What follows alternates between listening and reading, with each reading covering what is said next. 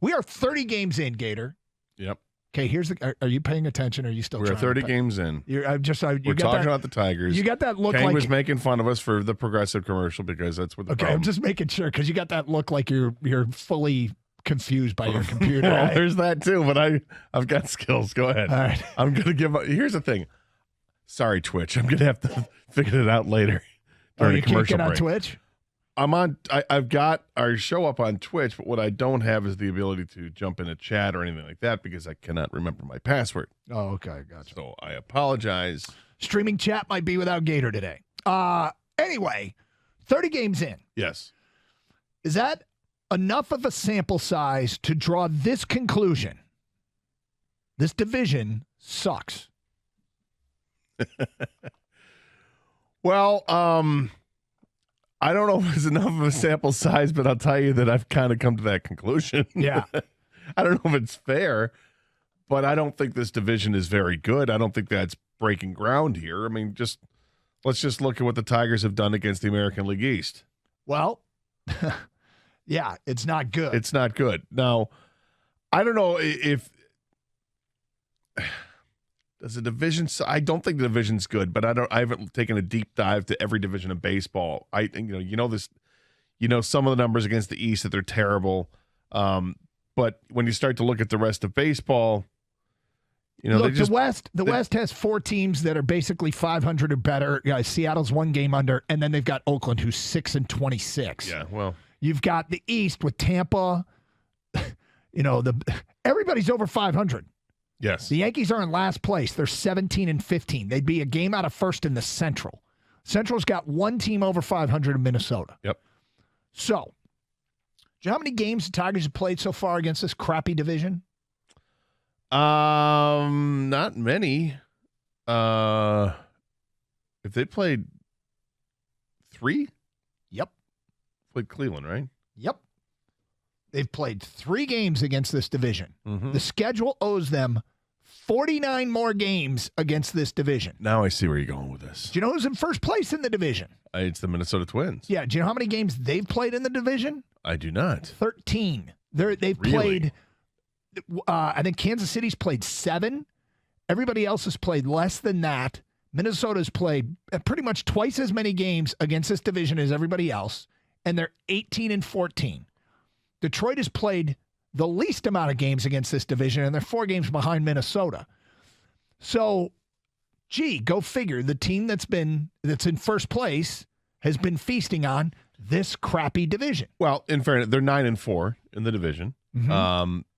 So it's feasting. It might be a little bit strong, but that 5 games that they've got when they're +5 in the division happens to be, and they're +4 and on they're the +4 season. on the season. So that does show something there. Yeah.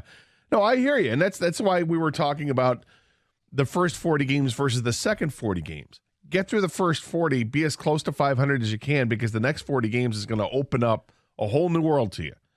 And hopefully that's what's happening here when you look at the future schedule. But yeah, looking ahead, Kansas City is not good. Chicago is lost. They are not good, even though they've got talent. They're just not good right now. Cleveland is nowhere near what Cleveland used to be.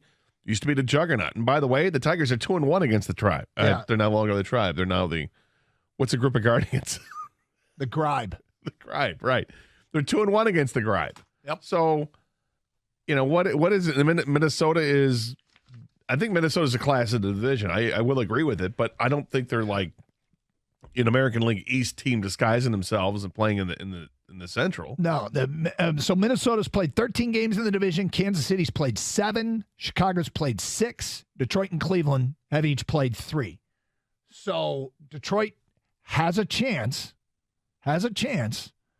to really feast, do what Minnesota did. Look, I don't know what to say. I don't think this Tiger team's like good in a traditional baseball sense. But I think this division could allow us to have a fun summer. More fun than expected, because they could stick around and be in this race. Now, every time they've done this, and this is probably the 3rd time this year the Tigers have played a stretch of games where we've come in and been able to do the, hey, what's going on here show. Like, are the Tigers poised to surprise us? This is probably the 3rd time. And then they always follow it up with a terrible weekend. right? If the pattern is, let's call it what it is. The pattern is to go to St. Louis, a 10-22 team, and get swept. Like, that's the pattern they've got to break. I think they do enough to what I call put on the periphery of relevance. They're a fringe relevant team in our own town, and then they have, they'll come home from St. Louis at 13-20 instead of closer to 500. Oh, that's the pattern. But let's think the other way. Well, the way they're playing, though, they're playing more sound baseball since they had their issues with running the bases in Toronto, right? Yep. Things have come around for a couple players offensively. Baez has been so much better since he was sat down. Riley Green's got an 8-game hitting streak going right now. Those are things that are nice to see. The new players have played their role offensively. Maton has not done much since he had that one spectacular week, but he hasn't done much outside of that. But McKinstry he's been good. They bring up Ibanez. He had 3 hit nights the other night. But it's going to come down to the pitching. How good is your pitching? Matt Boyd takes the hill tonight.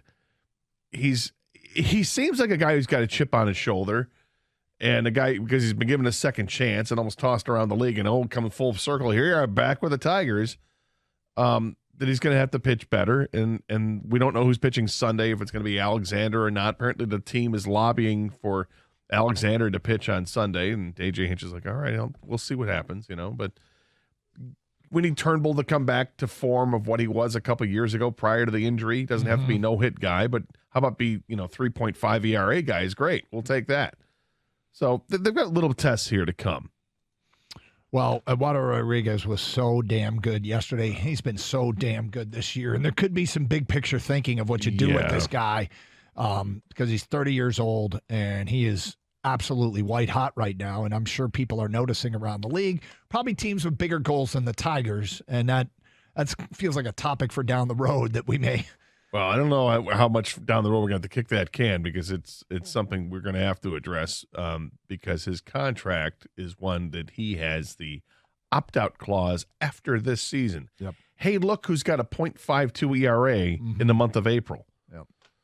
So if they're going to do something, either if you want to keep him on, they're going to have to extend him, right? Then you have to offer him much more money to get him to not opt out. And you wonder at his age, do you want to does the player's timeline in their career match up with the organization timeline to be good, right? If they do match up, then go for it. But how many years away are they truly? Because it doesn't feel like they are. They're close. Now, again, in this division, they could keep us interested and not be particularly good because. Well, you want to see him not be good, trade Rodriguez. Yeah, I feel like the Tigers are essentially, staying in contention to win the MAC East, It's like it doesn't mean that they're not going to go to the college football playoff or they're not going to win a national championship, but hey, you can win the MAC East. But what they have is a chip in the game. It's Rodriguez. Yeah. And if you can, the chip is one that diminishes in value every day from here on to the trade deadline.